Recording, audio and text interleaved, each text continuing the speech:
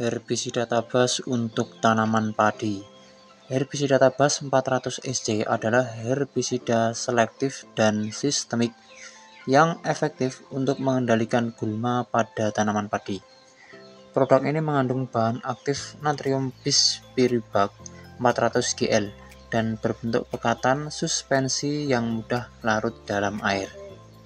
Herbisida tabas 400 EC bekerja dengan cara sistemik, yang berarti diserap oleh gulma dan kemudian menghambat pertumbuhannya dari dalam. Herbisida ini efektif dalam mengendalikan berbagai jenis gulma, termasuk gulma berdaun lebar maupun gulma berdaun sempit seperti rumput teki-tekian.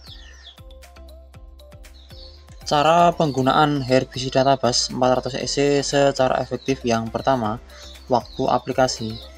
Lakukan penyemprotan saat tanaman padi berumur 8-21 hari atau ketika gulma memiliki 3-5 daun.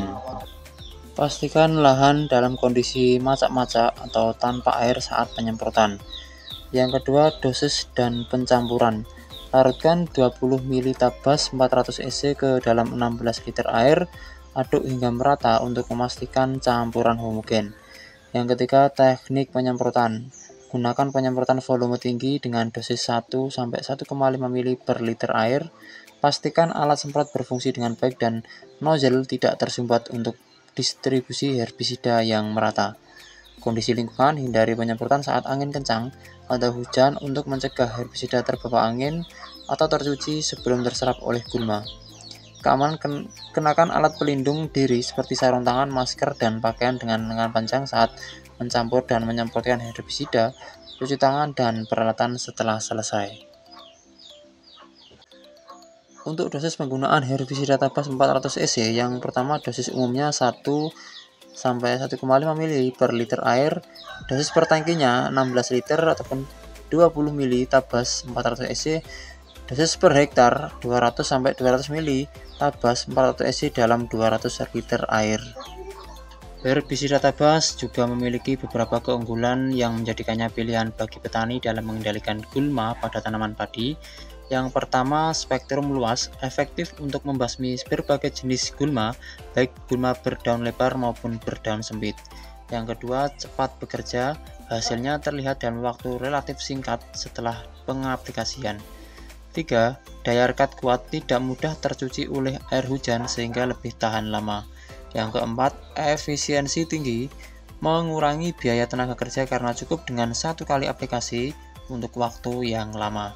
5. Mudah digunakan, bisa diaplikasikan dengan semprot biasa dan efektif dalam berbagai kondisi cuaca. Untuk waktu aplikasi herbisida tabas pada tanaman padi tergantung pada jenis padinya, sawah ataupun gogo, tergantung kondisi gulma juga.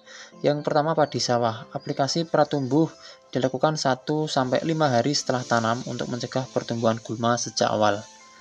Aplikasi purna tumbuh dilakukan pada 7-15 hari setelah tanam ketika gulma masih muda dan belum terlalu kuat.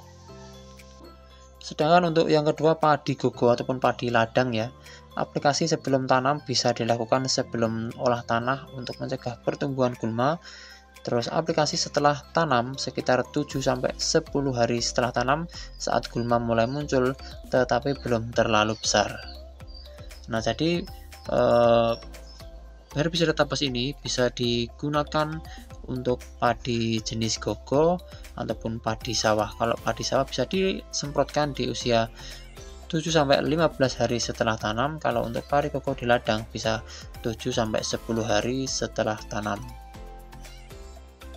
Setelah aplikasi herbisida tabas, gulma biasanya mulai menunjukkan gejala kematian dalam waktu 3-7 hari setelah penyemprotan. Namun waktu yang kematian gulma bisa bervariasi tergantung pada faktor mempengaruhi kecepatan kerja herbisida tabas.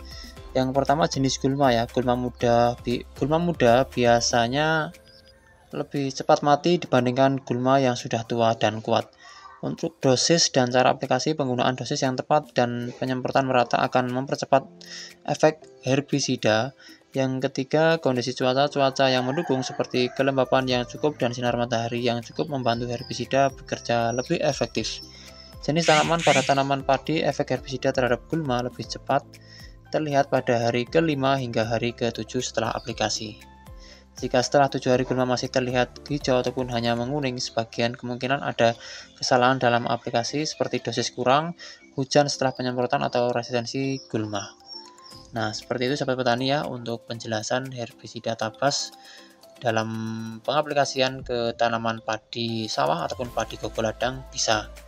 Oke sahabat petani, lain waktu bisa kita bahas pestisida ataupun herbisida yang lainnya, tentunya masih dalam seputar tanaman padi. Oke, untuk video kali ini itu dulu. Dukung terus channel ini, dibantu subscribe, like, komen, dan share. Oke, terima kasih. Akhir kata, wassalamualaikum warahmatullahi wabarakatuh.